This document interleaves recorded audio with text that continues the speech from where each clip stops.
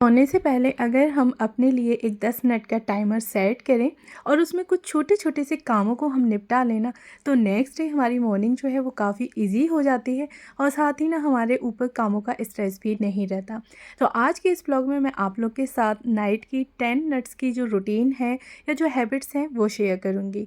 अस्सलाम वालेकुम एवरीवन, कैसे हैं आप सब लोग? उम्मीद करती हूँ कि आप सब लोग बेहतर होंगे, खुशहाल होंगे और मज़े में होंगे। अल्हम्दुलिल्लाह हम लोग भी सभी बेहतर हैं। तो आज के इस ब्लॉग में हम लोग देखेंगे कि रात की यानी कि नाइट टाइम की ऐसी कौन सी 10 मिनट की हैबिट्स हैं जिससे कि हम अपने कामों को ईजी कर दें और साथ ही ना जो मॉर्निंग है तो वो भी हमारी काफ़ी हद तक ईजी हो जाए। अब बच्चों के स्कूल ओपन हो गए हैं, बच्चे स्कूल जाने लगे हैं, तो सुबह का जो हमारा टाइम होता है वो काफ़ी ही भाग दौड़ का होता है।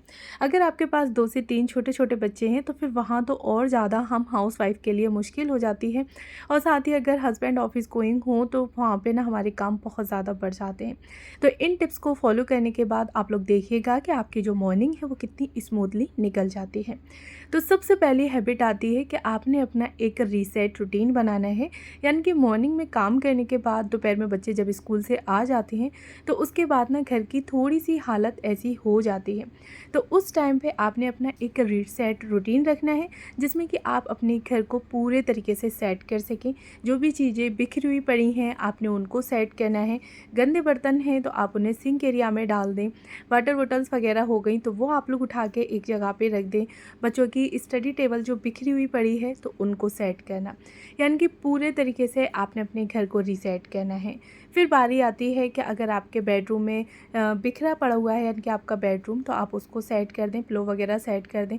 इसी तरीके से फिर हम लोग आ जाते हैं अपने लिविंग रूम की तरफ और लिविंग रूम में सोफ़े जो कवर है वो बिखरा हुआ पड़ा है या पिलो वगैरह ऐसे ही पड़े हैं, उसको सेट कर दें। और ये शाम का हमारा 5 से 7 मिनट का जो रूटीन है रीसेट रूटीन, तो वो यकीन माने कि आपके जो मॉर्निंग है ना उसको इजी कर देगा, बहुत ही ज़्यादा स्मूथ बना देगा।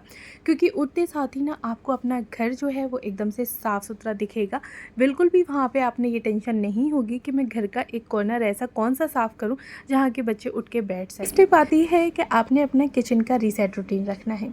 जिस तरह से हमने अपने घर को रीसेट किया है उसी तरह से 5 मिनट हम अपने किचन को देंगे और किचन का हमें एक रीसेट रूटीन रखना है।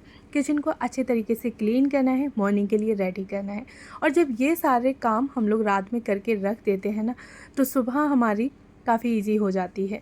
तो यहाँ पे हमने क्या करना है कि किचन को अपने काफ़ी अच्छे से क्लीन कर देना है, यानी कि गैस स्टोव काउंटर टॉप को अच्छे से क्लीन करना है। उसके लिए आप लोग कोई भी अपना DIY स्प्रे किचन क्लीनिंग का बना सकते हैं। इसी स्प्रे से ना आप लोग अच्छे से अपनी किचन को यानी कि गैस स्टोव को काउंटर टॉप को क्लीन कर दें। उसके बाद नॉर्मली आप लोग एक वाइप और कर सकते हैं। अच्छा, यहीं पर ही अगर आपने कोई भी सेल्फ वगैरह दिख रही है क्लीन करने की तो वो आप लोग कर सकते हैं, वरना नेक्स्ट डे के लिए इस काम को छोड़ दें, कोई दिक्कत नहीं है। लेकिन हाँ, किचन आपने अपनी इतने अच्छे तरीके से क्लीन करनी है कि हर एक एरिए को आपने साफ़ कर देना है। क्योंकि दिन भर हम लोग अपने किचन में कुकिंग कर रहे होते हैं तो छींटे वगैरह चली जाती हैं, कोई भी खाने के पार्टिकल्स इधर से उधर गैस स्टोव के आसपास गिर जाते हैं। तो आपने काफ़ी अच्छे तरीके से क्लीनिंग करनी है। गैस स्टोव को हटा के उसके नीचे की सरफेस को भी क्लीन करना है। आजू बाजू आप लोग कोई भी नाइजर वगैरह या फिर बास्केट रखते हैं तो उसको भी हटा के अच्छे तरीके से क्लीन करें और उसके बाद फिर आप लोग अपनी किचन को देखिएगा कि एकदम से साफ़ सुथरी और ख़ुद आपका उस टाइम पे ही कुकिंग करने का दिल करने लगेगा। अच्छा, नेक्स्ट स्टेप आती है कि बास्केट के जो भी धुले हुए बर्तन हैं तो वो आपने हाथ के हाथ उनको लगा के रख देना है, यानी कि गीले बर्तन उसमें ऐड नहीं करने हैं। जो भी सूखे बर्तन हैं तो आप लोग उनको जचा दें, उसी की जगह पे रख दें। उसके बाद आप लोग जो भी धुले हुए बर्तन हैं यानी कि जो आपने वॉश करने हैं वो गीले बर्तन आप लोग बाद में बास्केट में रखें। ये 5 मिनट का आपका किचन का रीसेट रूटीन है जिसमें कि आपने अपनी किचन को अच्छे से क्लीन करना है, गैस स्टोव काउंटर टॉप को क्लीन करना है, जो भी ऑर्गेनाइज़र रखे हैं उनको हटा के आपने क्लीन कर देना है। उसके बाद जो भी बर्तन वगैरह वॉश करे हुए रखे थे दोपहर के तो वो उसी टाइम ही आपने लगा देने हैं, तो जिससे कि आपकी बास्केट खाली हो जाए। नेक्स्ट स्टेप आती है कि शाम के टाइम में आपने एक बार ब्रूमिंग ज़रूर करनी है।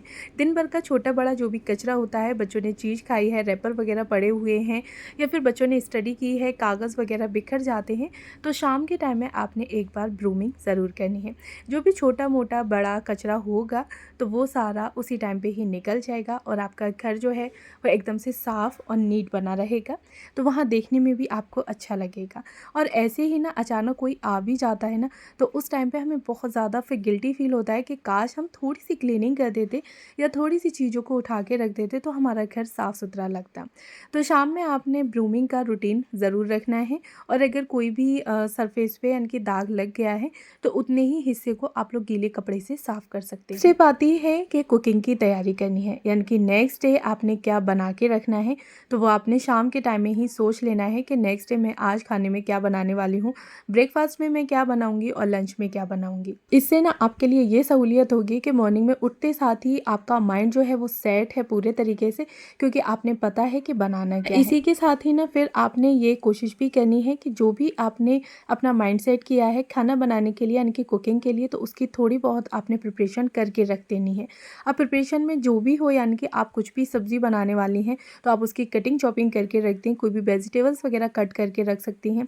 या नॉर्मली आप लोग दाल बनाने वाली हैं तो दाल को वॉश करके रखना, उसके तड़के के लिए लहसुन, प्याज, अदरक, टमाटर, हरी मिर्च ये सारी चीज़ें काट के अच्छे से चॉपिंग करके रख देना। तो इससे ना हमारी मॉर्निंग जो है वो काफ़ी हद तक ईज़ी हो जाती है। उस टाइम पे हम लोग के पास बस इतना रहता है कि हमें कुकिंग करनी है, यानी कि ब्रेकफास्ट बनाना है जल्दी से और लंच बनाना है। तो हम लोग फ्रिज में से चीज़ें निकालेंगे और बना लेंगे। वहाँ पे ना कटिंग चॉपिंग में हमारा टाइम जो है वो वेस्ट नहीं होगा, कम से कम 15 से 20 मिनट हम लोग अपनी सेव कर सकते हैं।